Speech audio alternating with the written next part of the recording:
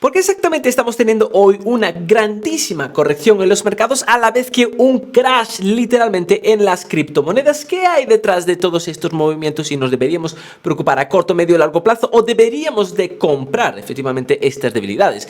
Vamos entonces a empezar con lo que está sucediendo con los mercados porque de veras que es bastante curioso.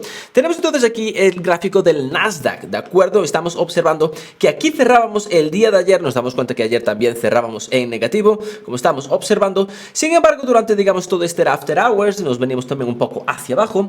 Nos damos cuenta que este after hours es, digamos, la zona donde tenemos menos volumen. En este pre-market es aquí que empieza a las 9 de la mañana, hora española, que también empieza a tenerse un poco más de volumen, aunque se viene cada vez a menos, y a las 3:30 de la tarde es cuando abre el mercado. Y como estamos viendo, el Nasdaq parece que se está recuperando de estas caídas. Si recordábamos, el Nasdaq estaba cayendo un poco más del 1%. Por otra parte, bien sabemos que nuestro mundo cripto todavía lo está pasando muy mal, pero también parece que se está recuperando. Estamos viendo que Bitcoin ahora mismo tan solo, entrecomillado, está cayendo un 8% y el resto de criptomonedas, bueno, parece que todavía le falta un tanto más para recuperarse, pero entendemos que si Bitcoin se acaba recuperando, el resto tan solo será cuestión de tiempo que se acabe recuperando. Podemos observar que Bitcoin, digamos, hoy a la mañana estaba a unos precios aproximadamente de unos 40.000, tenía un flash crash, literalmente un flash crash a estos $30.000 y como vemos este era el fondo, esto era, marcaba el bottom, por así decirlo también en inglés, y ahora mismo la tenemos alrededor de estos 40.000. Bueno, ¿qué ha pasado entonces en el mercado? ¿Qué ha pasado entonces con cripto? ¿Tienen algún tipo de relación y cómo vamos a poder invertir al respecto? Para eso vamos a querernos venir a una noticia que, bueno, tenemos aquí un gráfico que vamos a presentar ahora, que es un poco el gráfico de la inflación desde el 2015, como estamos viendo, hasta el 2021. Esta es una noticia que traía Bloomberg y me parecía bastante interesante, porque de alguna manera estaba intentando comparar la inflación y la futura crisis, quizás, con la que tuvimos en 1965, justo después de la Guerra de Corea. En la época de la Guerra de Corea, aproximadamente del 1950 a 1953, Truman quería, digamos, parar la expansión del comunismo, por así decirlo. Esto no es un vídeo de, digamos, guerra, ni de por así el estilo, pero tenemos que entender, digamos, un poco la razón por la que Estados Unidos se metió en esta Guerra de Corea. Cuando nos metimos entonces en la Guerra de Corea, en principio hacía falta productos, con lo cual estos precios se vinieron hacia arriba, lo cual era una inflación por culpa de la Guerra de Corea. Bien, es cierto que pasado el tiempo desde el 1953 hasta aproximadamente 1962-63 tuvimos, digamos, que esta inflación se venía hacia abajo y bueno, volvíamos a tener una inflación media anual aproximadamente del 1,5, totalmente normal, lo que nos podemos esperar que suceda en esta ocasión. Sin embargo, llegado al 1965 empezamos a tener un grandísimo gasto social que acabó empujando a la inflación bien por encima de los 2 dígitos y acabó, digamos, provocando bastantes desatinos, por así decirlo, en la economía estadounidense, una situación que obviamente no queremos ponernos ahora mismo, y es quizás una situación en la que muchos analistas, muchos inversores, sobre todo aquellos que, bueno, recuerdan de manera personal estas experiencias de entre 1960 y 1970, de acuerdo, digamos, esa pequeña década de ahí donde no teníamos muchos buenos movimientos en el mercado, y parece que quieren traer un poco ese miedo encima del tablero. No ellos mismos, sino, digamos, esta noticia de Bloomberg, o al menos me lo pareció. Por leer la noticia de Bloomberg, tan solo un fragmento. Un presidente recién elegido que promete abordar la injusticia racial y construir una economía y una sociedad mejores y más justas. Un presidente de la Reserva Federal que había expresado su satisfacción con el curso de la política monetaria del año anterior. Una economía en fuerte aceleración con una tasa de inflación que ha estado por debajo del 2% durante años. ¿2021? No, 1965, un año que marcó el inicio de una escalada de la inflación en varios años a niveles de 2 dígitos en la década siguiente, como decíamos. Esa es una tendencia al alza que algunos expertos, me imagino, como decía, expertos que lo hayan vivido, temen que esté a punto de comenzar hoy mismo, ya que el presupuesto federal supercargado que combina con una postura monetaria laxa para sobrecalentar una vez más la economía puede llevarnos a ese punto. Entonces, ahora mismo podemos pensar que sí, si digamos pasó en el 1965, puede volver a pasar ahora en este 2021, ¿verdad? Por poder puede, la historia, digamos, se repite. Sin embargo, hay algo que es súper diferente y es que el presidente de la Fed de por aquel entonces, o digamos la Fed de por aquel entonces, bancos monetarios nacionales por aquel entonces eran mucho más laissez-faire, tengo aquí apuntado, eran mucho más, bueno, alea y actes, eran mucho más tranquilos, eran mucho más, dale que libras, no pasa nada, tú dale que libras, hasta que no librabas y efectivamente, bueno, tenías problemas. Ahora, al contrario, si recordamos, tenemos una Fed muchísimo más proactiva. Esta Fed literalmente nos salvó de una de las peores crisis que el mundo nunca haya visto, la crisis que se bloqueó toda la economía, se puso a cero, se congeló desde marzo hasta, bueno, bien entrado junio, julio, sí, podemos decir que abrimos tal, que funcionábamos por internet. Bueno, las tecnologías, como sabéis, son, digamos, un mercado deflacionario, no nos vamos a meter mucho ahí, eso, digamos, es otra historia, pero bueno, que de manera personal no creo que se vaya a repetir esta situación de 1965, pero sabéis que de manera personal muchas veces no estoy de acuerdo con el mercado, y es por eso que, en mi opinión, el mercado está cayendo, o al menos estaba, porque si, digamos, podemos decir que el mercado tiene miedo de que la historia se repita, y esto estaba empujando de una manera bastante hacia abajo las acciones, como acabamos de observar ahora mismo, y me estoy metiendo ahora de nuevo en el gráfico de Bitcoin, pero no me quiero meter en el gráfico de Bitcoin, sino el del Nasdaq, porque nos da una visión mucho más clara. Como estamos observando, decíamos que abrimos el mercado a las, bueno, el pre-market, ¿de acuerdo? A las 9 de la mañana, a las 3:30, como estamos viendo, o a las 3-ish, empezamos a abrir el mercado y ¡pum! Nos venimos hacia arriba. ¿Qué sucedía exactamente? ¿Por qué teníamos estas debilidades pre-market? Porque nos venimos hacia arriba. ¿Y qué sucedía también con Bitcoin? ¿Y qué sucedía también con el resto de criptomonedas?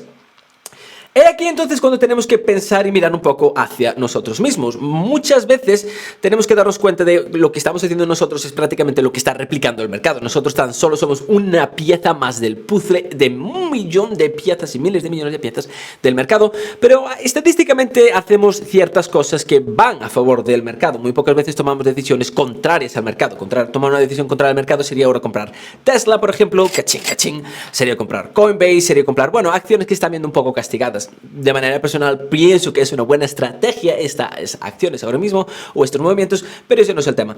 El tema es que nosotros ahora mismo tenemos, digamos, un portfolio de acciones, ¿verdad? Muy probablemente voy a decir 7 de cada 10 de nosotros tienen un sobrepeso en tecnológicas, y yo me incluyo, pero vamos, sobrepeso al 90%, sin dudarlo, ¿vale? También, después de tener este sobrepeso en tecnológicas, también tenemos que entender la facilidad, entrecomillado, para nosotros inversores con sobrepeso en tecnológicas en invertir parte de nuestro portfolio total en criptomonedas, ¿vale?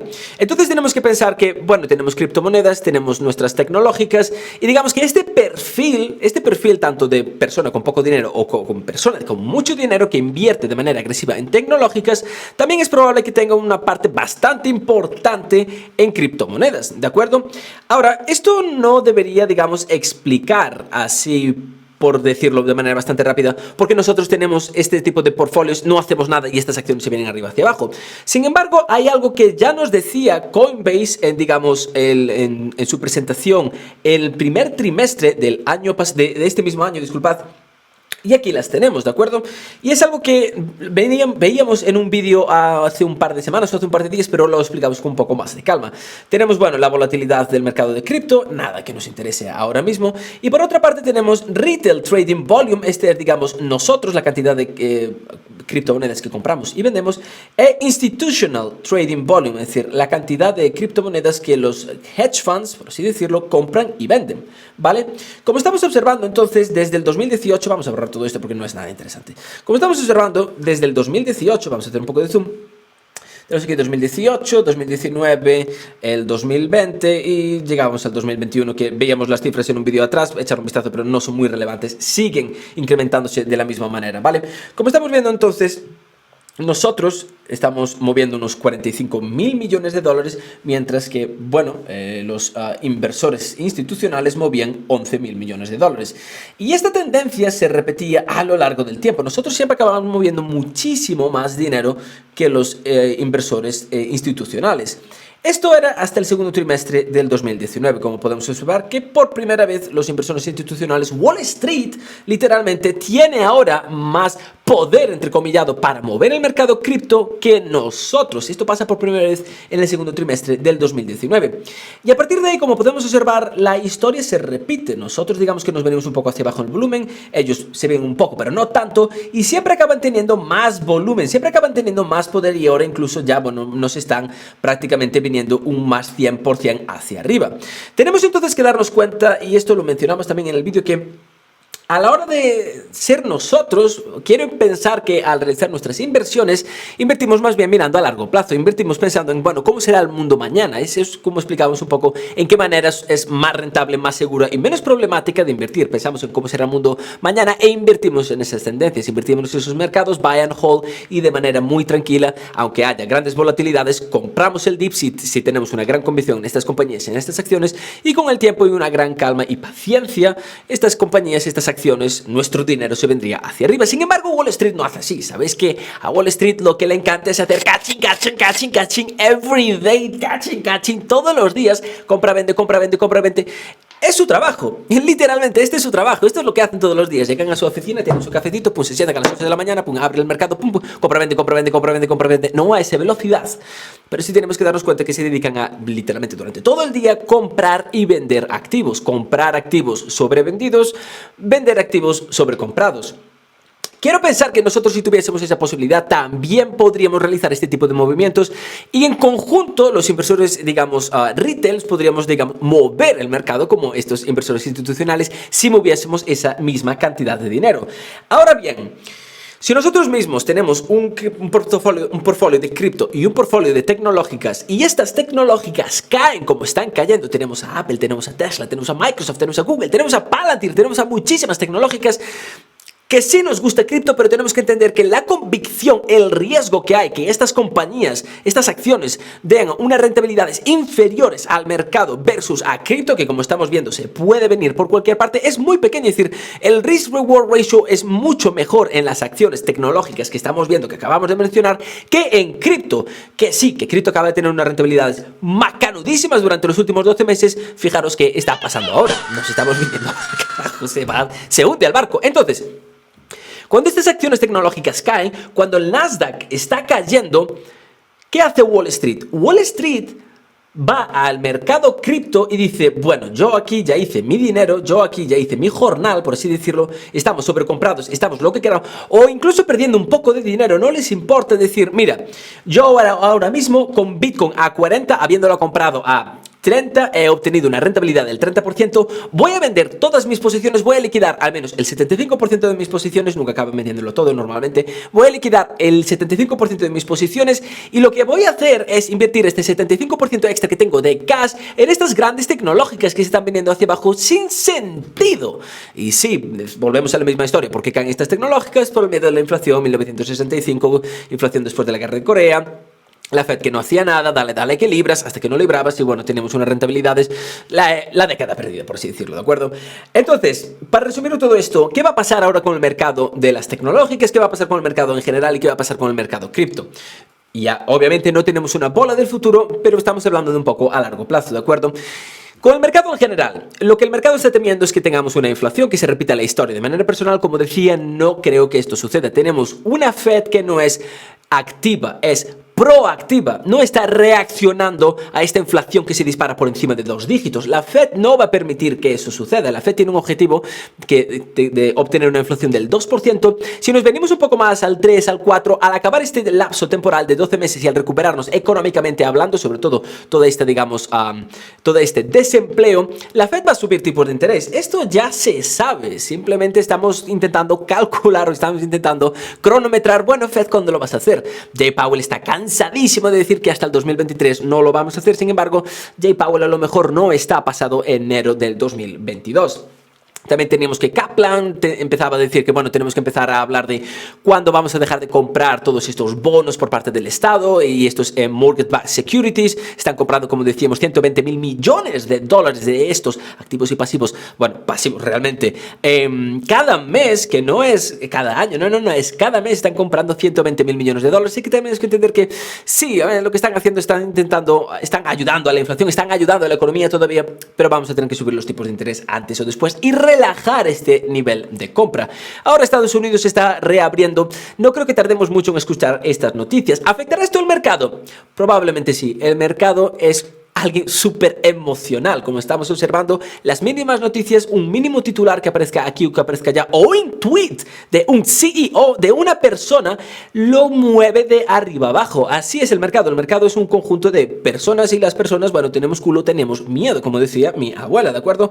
Entonces, a corto plazo me espero mucha más volatilidad. También teníamos el VIX, vamos a echarle un vistazo ahora mismo al VIX, que estaba viniendo súper hacia arriba, lo teníamos a 23 puntos. Esto, digamos, es el gráfico de 5 minutos, ¿no? Mientras el gráfico de 5 minutos, aquí tenemos el gráfico del día. Tenemos aquí que durante el mes, digamos, marzo nos veníamos abajo, abril, mayo, todo el mar en calma, pum, efectivamente llegábamos la semana pasada a niveles de 28, llegábamos hoy a niveles de 26, como el mercado, digamos, se está viniendo ya hacia arriba, este VIX se está relajando. Aquí lo tenemos, el Nasdaq, vamos a ponernos otra vez en el gráfico de 5 minutos, lo tenemos veniéndose hacia arriba poco a poco. Bueno, entonces, a corto plazo me espero volatilidad.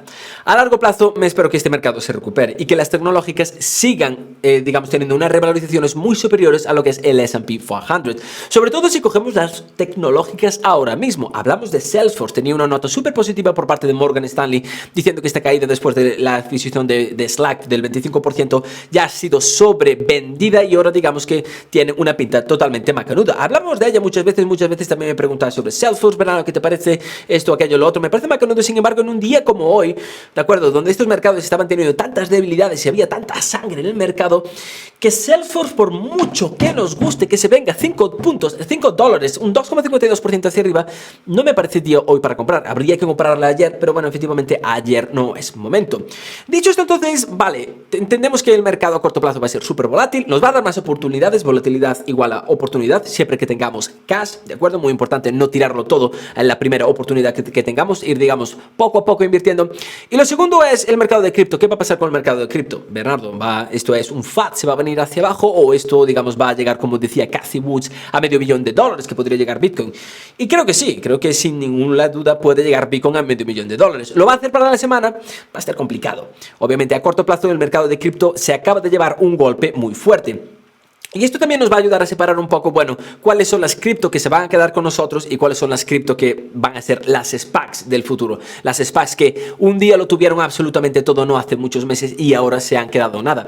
Esto que se me está sonando, digamos, en 3 fases. Fijaros lo que pasaba. Desde que caíamos en marzo, empezábamos con una cantidad tremendísima de SPACs. Luego venían los IPOs por todas partes. Luego venían las criptomonedas también por todas partes. Las altcoins, pero teníamos altcoins de nombres ridiculísimos, ¿de acuerdo? Y estas tenían unas capitalizaciones de mercado que eran mucho más grandes que, yo que sé, Delta Airlines, que compañías reales, es decir, que compañías que tienen a miles y miles de empleados. Ahora, ¿qué pasaba con las SPACs contra, digamos, no contra finales de septiembre, pero bueno, las Big Tech o las tecnológicos o estos IPOs contra finales de septiembre, digamos que llegaban a este top y ahí ya no se movían. Sabemos que estas Big Tech, Amazon, Google, Facebook, iba a decir YouTube, bueno, todas estas compañías, digamos, que alcanzaron este tope y están ahora absolutamente lateral. ¿Qué pasó con todos estos IPOs y con todas estas SPACs? Bueno, que recientemente, en febrero, marzo, nos pegamos una frenada de repente y estamos viendo que las mismas no dan levantado cabeza, se vienen todas hacia abajo.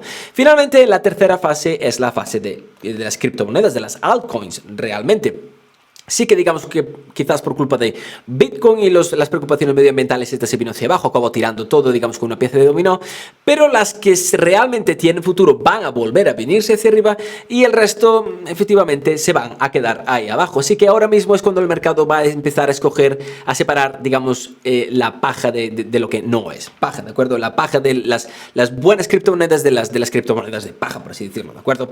Dicho todo esto, creo que no me queda nada más de lo que informaros, no me queda nada más que comunicar. Creo que ha sido un vídeo demasiado largo para lo que en principio tenía pensado hacerlo. Espero que os haya servido de ayuda. Si tenéis alguna pregunta o comentario, dejármelo saber aquí abajo. De veras que aunque no tengo tiempo para responderos a todos en serio, 100% os leo y que espero también que, como siempre, le hayáis dado a ese botón de suscribirte, a esa campanita y ese botón de me gusta. Me ayuda muchísimo, en serio, muchísimas gracias. Y ahora sí, me despido de todos ustedes, como ya lo saben. Hasta dentro un poco más tarde.